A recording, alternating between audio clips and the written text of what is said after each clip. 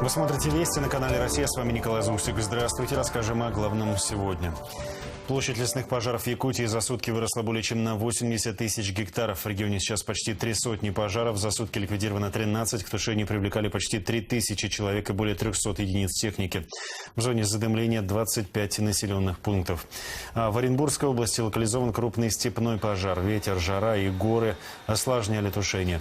С огнем борются 2 самолета Ил-76 Минобороны России. Они сбросили больше 100 тонн воды.